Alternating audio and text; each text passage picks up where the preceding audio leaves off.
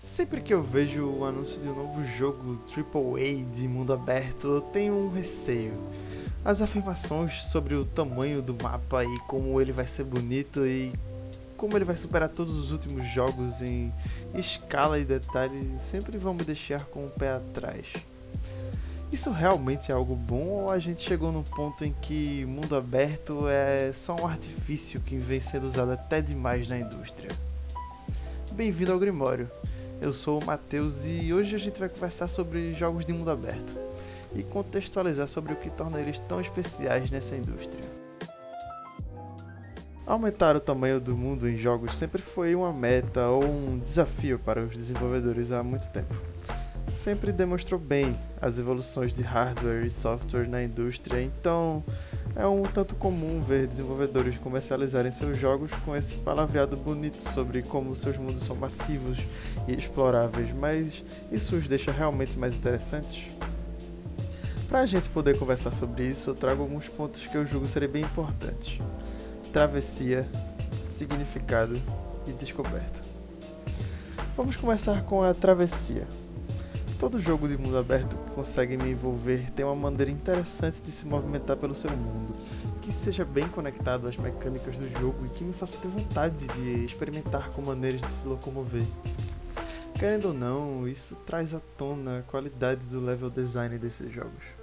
Se ele for realmente bom e efetivo, andar pelo jogo e explorá-lo será uma ótima experiência por si só. Eu não sou o maior fã de sistemas de viagem rápida que são implementados em alguns jogos.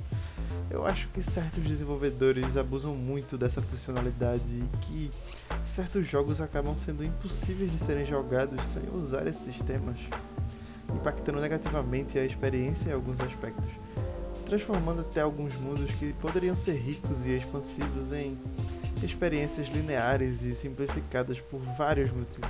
Alguns simplesmente não são tão densos e interessantes o suficiente para você ter o prazer de viajar por eles. Sim, viajar e não explorar, que eu considero duas coisas diferentes. Certos jogos fazem isso de várias formas, seja limitando a funcionalidade por te fazer pagar ou usar materiais, gastar consumíveis ou outras maneiras. Na minha opinião, isso acaba criando uma conexão maior entre o jogador e o mundo do jogo, que consequentemente te faz aprender regras sobre ele e te faz realmente se sentir parte dele. A forma de se movimentar pelo mapa também é importantíssima. Se é divertido e variado, você vai querer andar mais e procurar mais formas de aprimorar a maneira como você viaja, principalmente se envolve habilidade. Em minha experiência, jogos como Just Cause, a série Arkham do Batman, o Spider-Man do PS4 e vários outros fazem a movimentação se transformar em um jogo por si só, onde você pode aprender e melhorar sua maneira de viajar de um lugar para outro. Também muitas vezes não se tem muito o que fazer quando você vai de um ponto para outro nos jogos.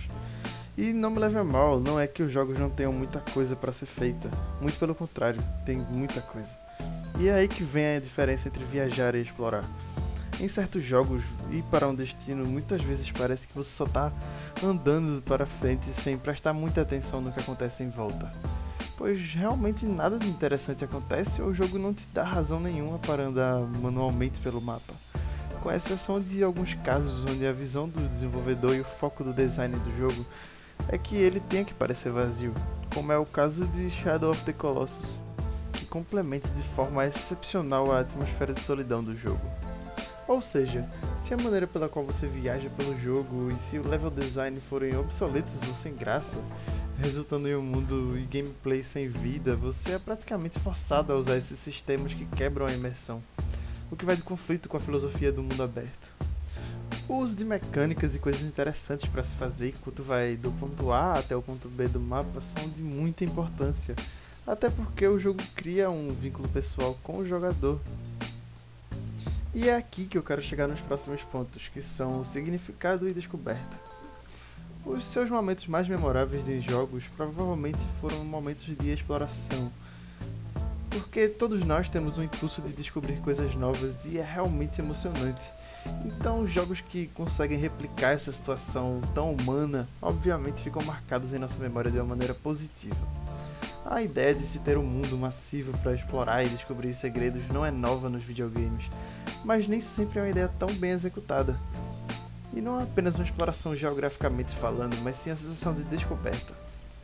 Por exemplo, descobrir um templo perdido ou um calabouço em Skyrim ou The Witcher 3 sempre me deixava ansioso, porque eu não sabia quais os perigos que poderiam estar ali, mas mais do que isso, eu ficava curioso pois eu não sabia quais seriam as minhas recompensas ou se eu acharia uma nova aventura ou uma nova quest. Isso era apenas uma das centenas de localidades que o jogo podia oferecer, cada uma esperando no mundo gigante com sua própria pequena aventura.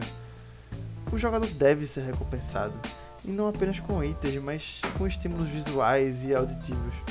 A gente precisa desse feedback para continuar jogando e atiçar nossa curiosidade e a gente continuar com a vontade de explorar e descobrir cada brecha e cada canto do mundo que os desenvolvedores criaram. Em Zelda Breath of the Wild, por exemplo, que é um jogo que incentiva a liberdade criativa do jogador mais do que qualquer outro que eu joguei, é recompensada qualquer forma de jogabilidade e exploração. Você pode escalar uma montanha, navegar por um rio, ou até galopar pelos campos da terra de Hyrule à vontade. Mas esteja preparado para enfrentar qualquer tipo de situação e eu te garanto que o seu caminho vai ser diferente toda vez. Você vai encontrar coisas que não encontraria caso escolhesse o outro, e as formas de interagir com o mundo são praticamente infinitas e o jogo recompensa qualquer estilo de gameplay. A arte de deixar o jogador curioso e sempre tentando inventar maneiras de prosseguir nos níveis do jogo não é nada fácil. Como vemos em muitos jogos de mundo aberto, o mapa acaba se transformando em uma grande checklist de coisas repetitivas e dá uma sensação de conteúdo e vastidão que realmente não está no jogo.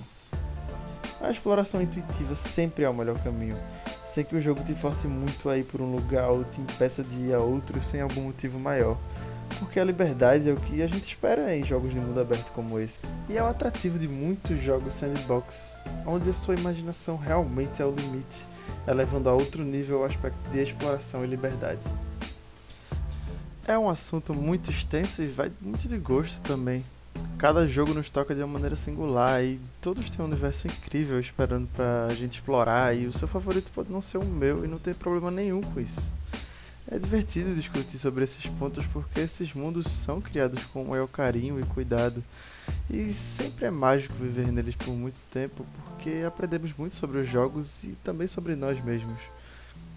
Volte sempre ao Grimório. Se inscreve se gosta de conteúdo desse tipo e valeu mesmo por assistir a gente. Até a próxima.